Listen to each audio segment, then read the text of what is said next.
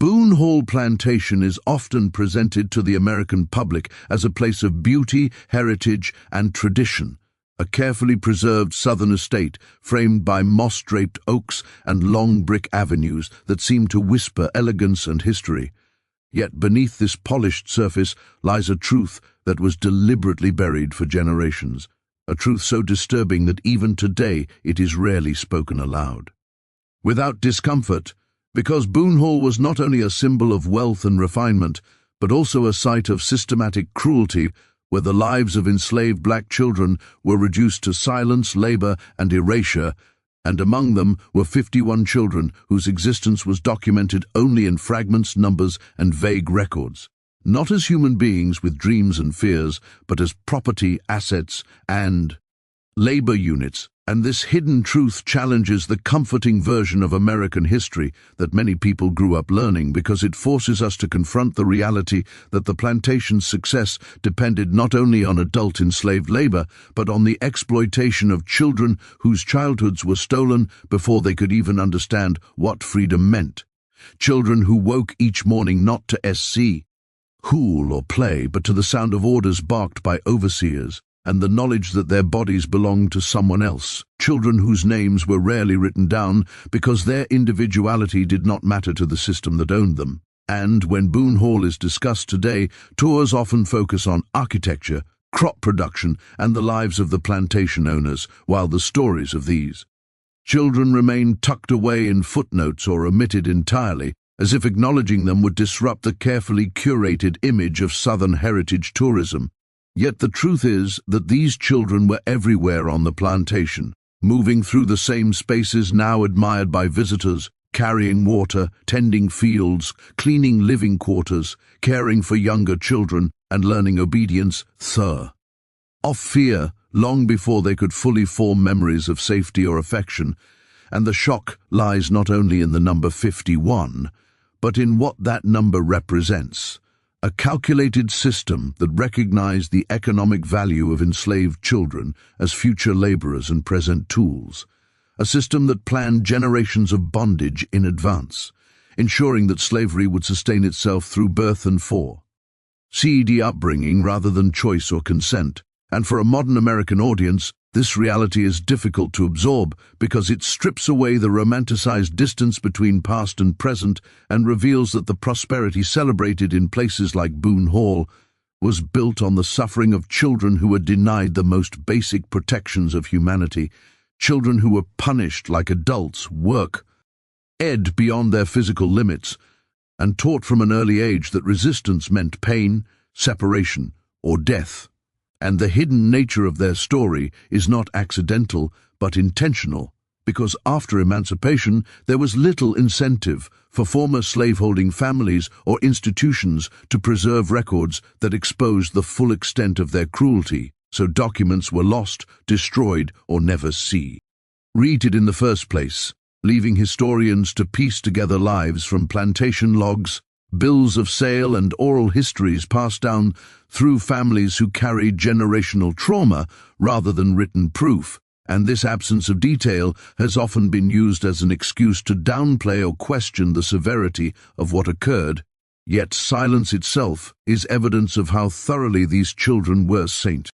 ripped of identity, because a society that refuses to record a child's name is a society that does not recognize that child as fully human. And Boone Hall stands as a powerful example of this erasure, because while its main house and grounds are meticulously maintained, the lives of the children who labored there exist only as shadows behind the walls. And when Americans are told that slavery was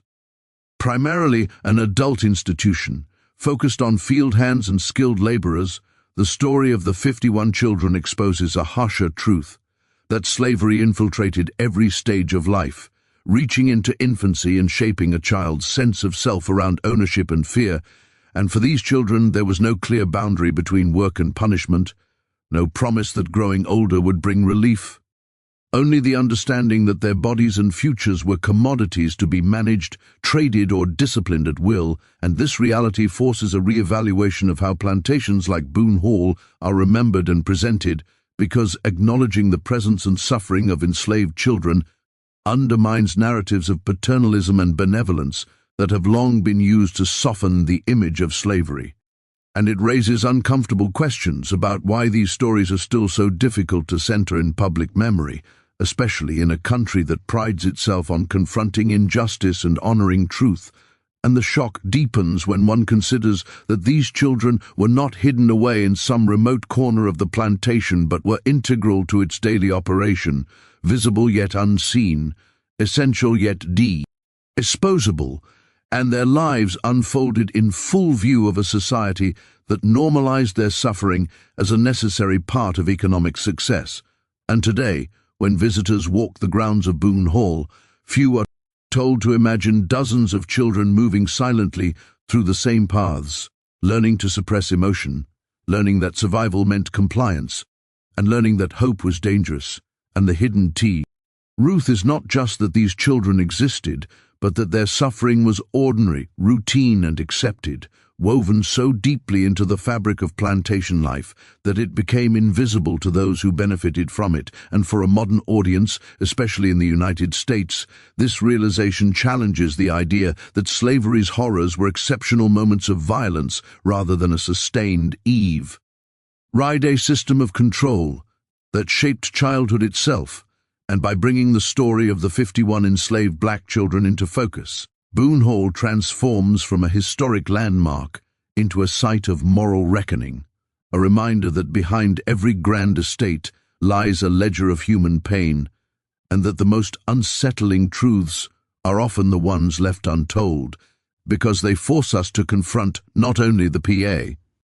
but the ways in which selective memory continues to shape how history is taught, marketed, and consumed today. And until these children are acknowledged not as numbers, but as lives interrupted and stolen, the story of Boone Hall will remain incomplete, and the silence surrounding them will continue to echo as loudly as any recorded history ever could.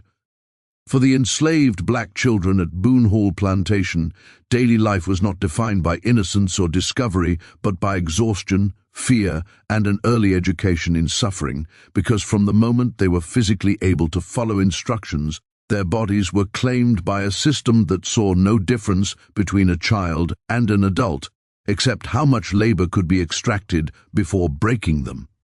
And while American culture often associates childhood with protection, learning, and care, these children were denied every one of those expectations, waking before sunrise to the sound of bells or shouted commands, knowing that hesitation would be met with punishment rather than patience, and their days unfolded under constant surveillance, where even the smallest mistake could bring humiliation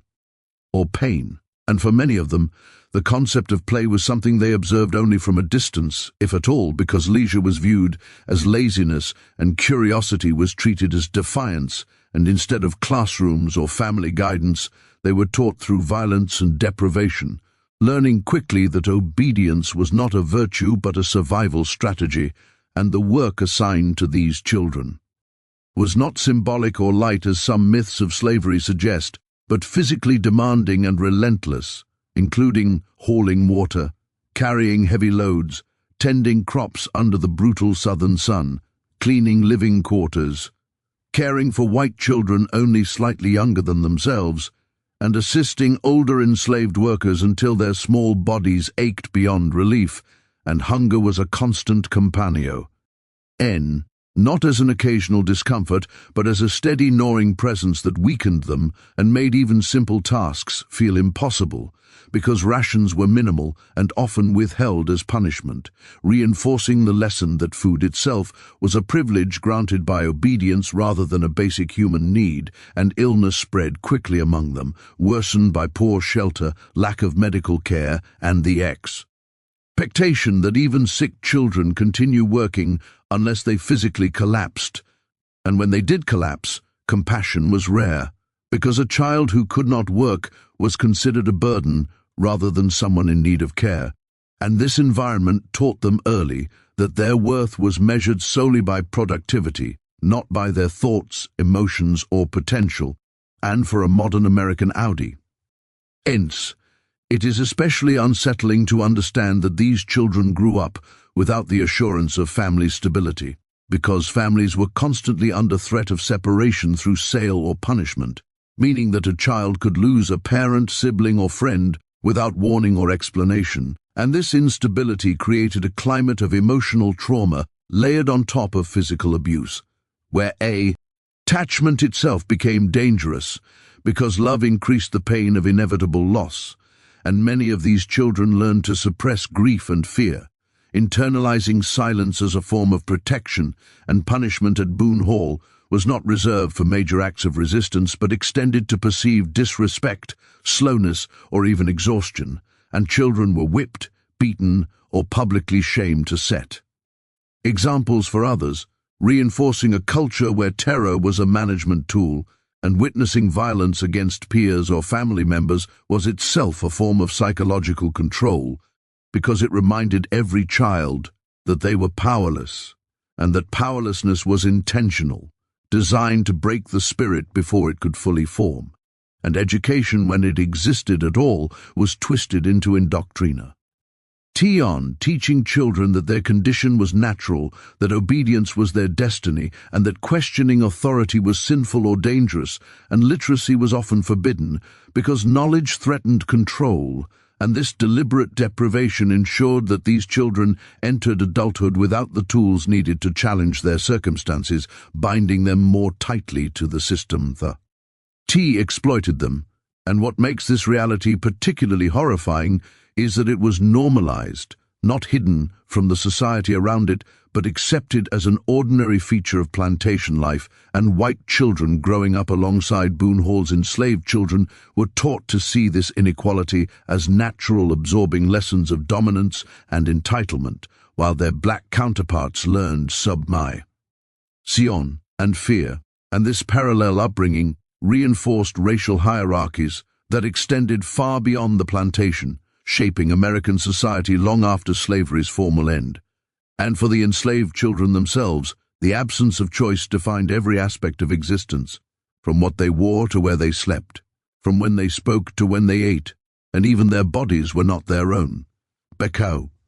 Physical punishment and forced labor erased any sense of personal autonomy, and as they grew older, the knowledge that they were being prepared for a lifetime of bondage became inescapable, because there was no promise of freedom attached to adulthood, only increased labor and responsibility, and the psychological toll of this realization was immense, producing despair that rarely found an outlet.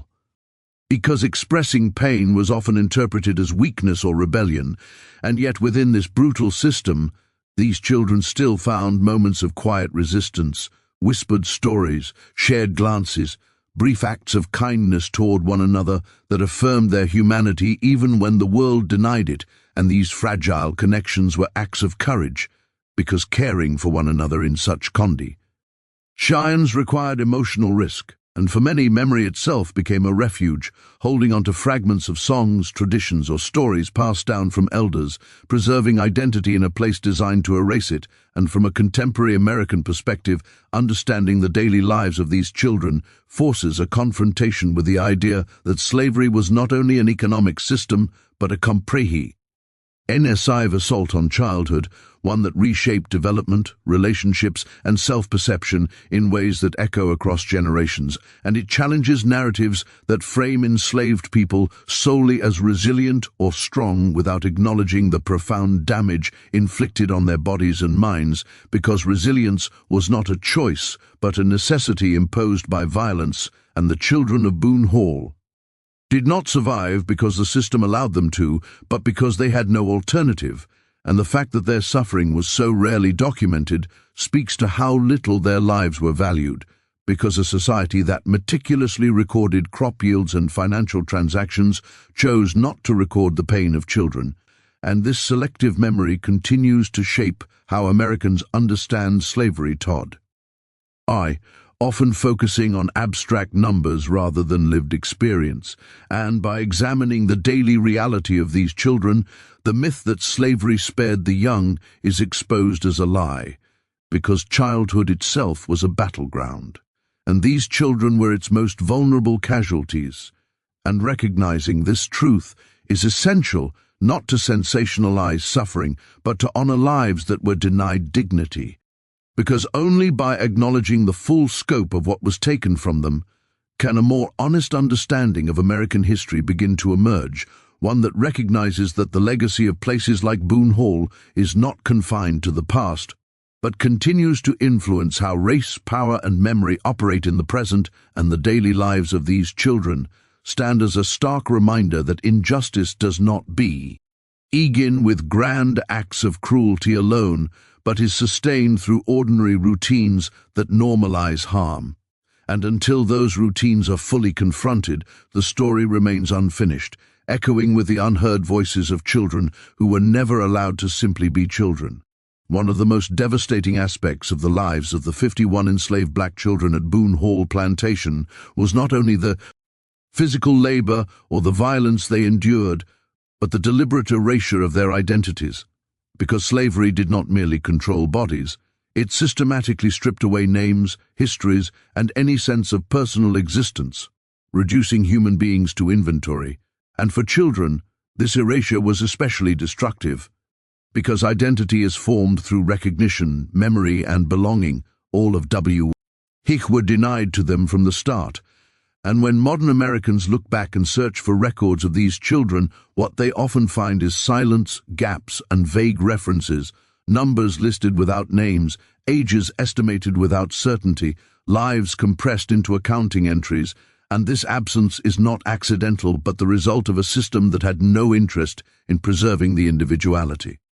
of those it enslaved, because to acknowledge a child's name, personality, or story would have been to acknowledge their humanity. And humanity was inconvenient to an institution built on ownership, and so these children were catalogued like livestock, valued only for their present usefulness and future potential as labor, not for who they were, and many were given names that could be changed at will. Replaced when a child was sold, punished, or reassigned, reinforcing the message that even their identity was not their own.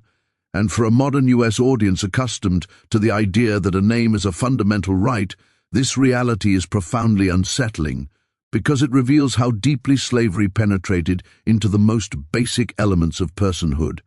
and the loss of identity extended beyond names too.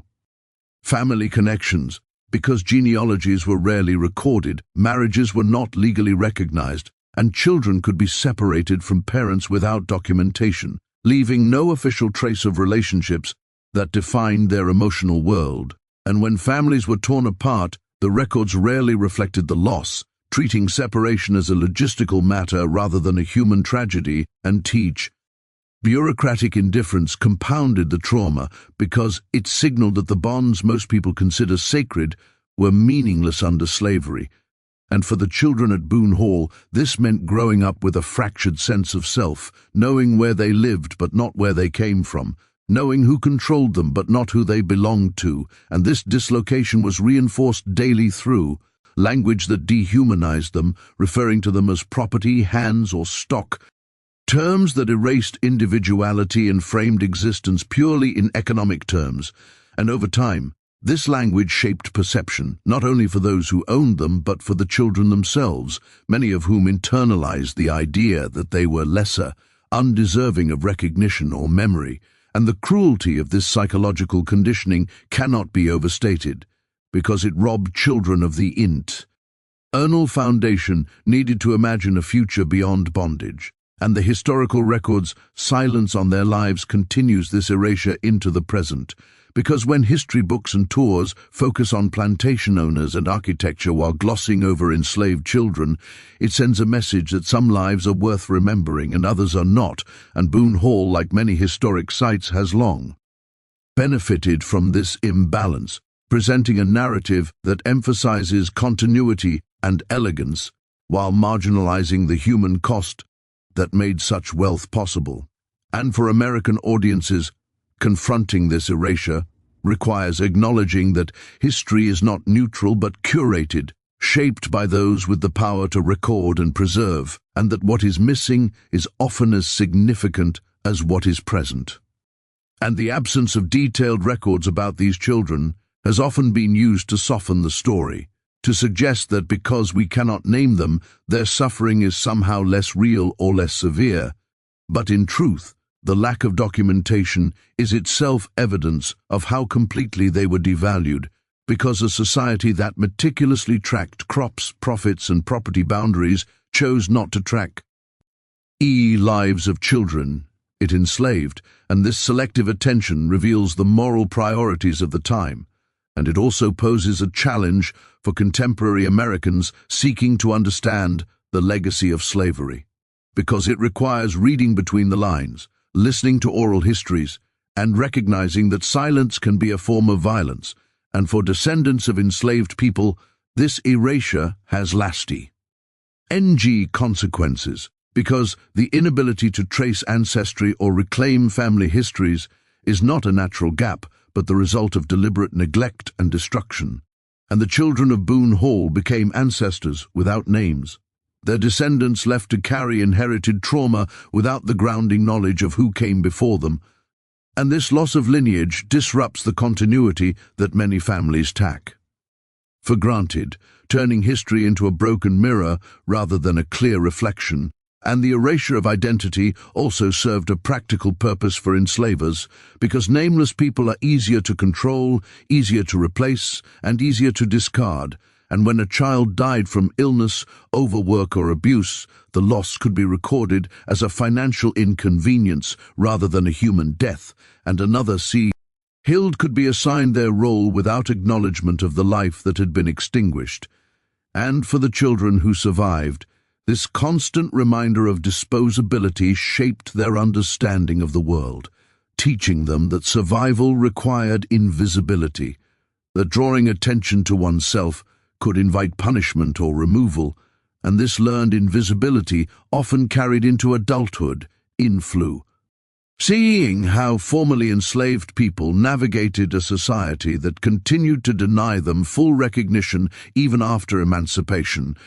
And for a modern American audience, recognizing this pattern is crucial because it connects past erasure to present inequalities, showing how the denial of identity did not end with slavery but evolved into new forms of marginalization, and the story of the 51 Childer. And at Boone Hall forces a reconsideration of what it means to remember history responsibly, because remembrance is not only about preserving buildings or dates, but about restoring humanity to those who were denied it. And while it may be impossible to recover every name or detail, acknowledging the intentional nature of their erasure is a step toward justice, because it rejects the idea that silence is neutral or acceptable, and instead frames it as a wound that still needs attention. And when Americans visit places like Boone Hall, they are not just encountering the past, but participating in an ongoing narrative about whose lives matter, and choosing to center the stories of enslaved children challenges long-standing habits of selective memory, inviting discomfort as a necessary part of Ruth. And this discomfort is productive because it opens space for empathy, accountability, and a more honest engagement with history. And the children who were denied names and recognition cannot speak for themselves, but their absence speaks loudly, reminding us that identity is not only something that can be taken, but something that must be actively restored through acknowledgement and storytelling. And by confronting the erasure that defined their lives, contemporary America has an opportunity to transform silence into remembrance, and to recognize that the true legacy of Boone Hall is not only what was built there, but what was deliberately forgotten. And until that forgetting is addressed, the story remains incomplete, echoing with the unnamed lives that shaped it but were never allowed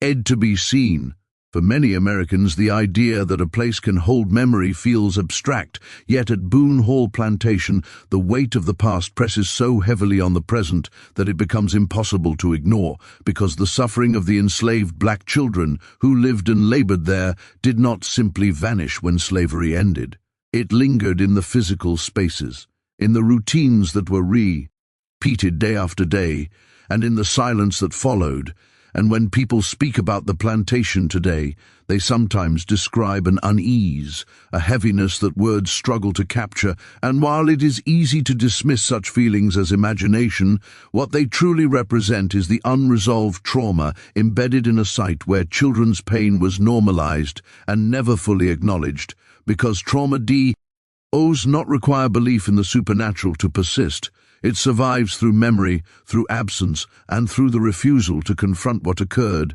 And for the children at Boone Hall, their cries, fears, and suffering were absorbed into the walls and pathways of the plantation, not as literal echoes, but as historical truths that continue to demand recognition, and for a modern American audience.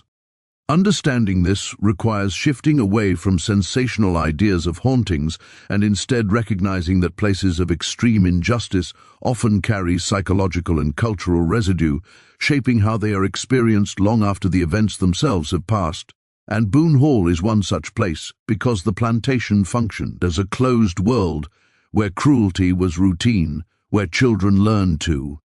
associate every corner with surveillance and punishment, and where there was no space that was truly safe, and this constant state of fear imprinted itself not only on the people who lived there, but on the very identity of the site, making it a landscape defined by control and suffering rather than neutrality. And when visitors walk the grounds today, they are moving through areas where children labored under threat, where discipline was enforced publicly to instill terror,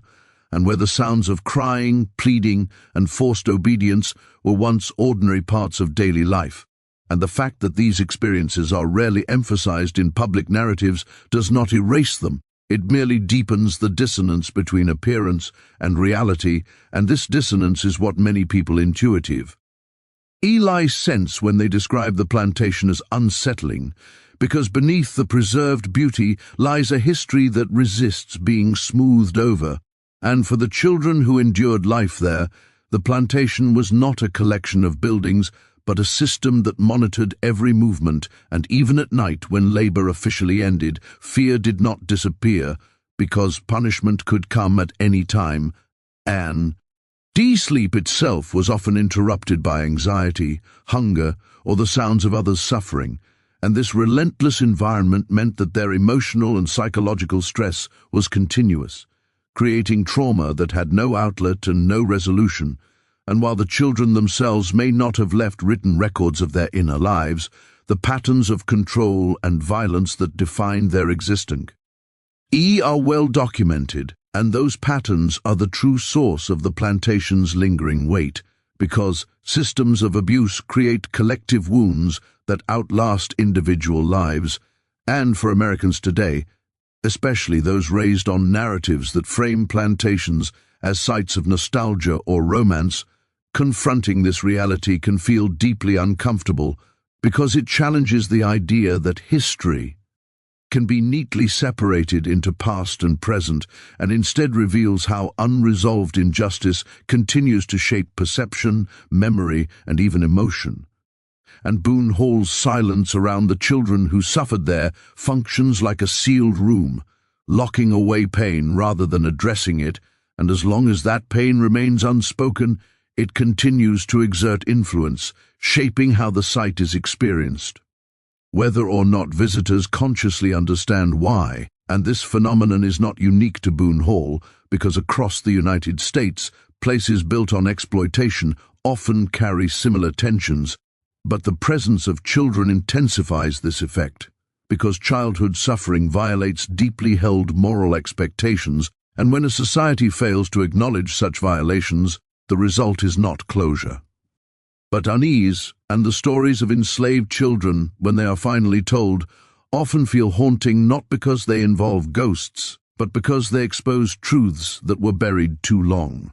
And for descendants of enslaved people, these places can trigger inherited grief, a sense of loss tied not to personal memory, but to collective history. And for others, the discomfort arises from an unspoken war.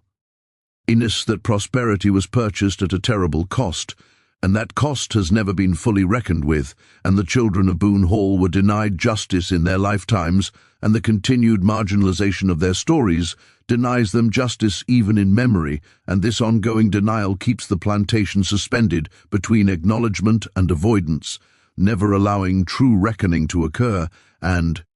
when stories circulate about hearing cries or sensing presences, they should be understood not as literal claims, but as metaphors for the persistence of historical trauma, because what people are responding to is the gap between what is shown and what is known, between the curated narrative and the suppressed truth, and this gap creates cognitive and emotional tension that manifests as unease. And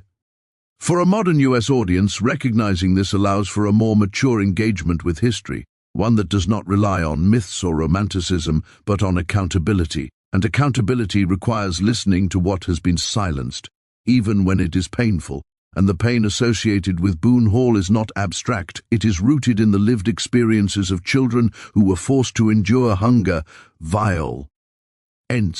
separation, and erasure,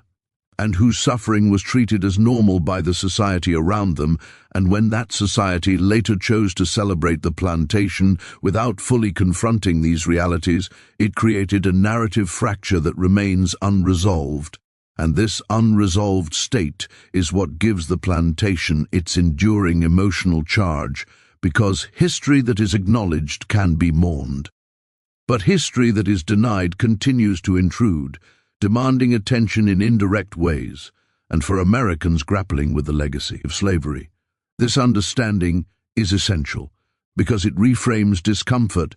not as something to be avoided, but as a signal that truth is nearby. And the stories of the 51 enslaved children at Boone Hall, when allowed to surface, transform the plantation from a static historic site into a space of ethical reflection, forcing visitors and storytellers alike to ask not only what happened here, but why it was allowed to fade into silence, and what responsibility the present has to the past. And until that responsibility is fully embraced, Boone Hall will remain a place where beauty and brutality coexist uneasily, where the absence of children's voices speaks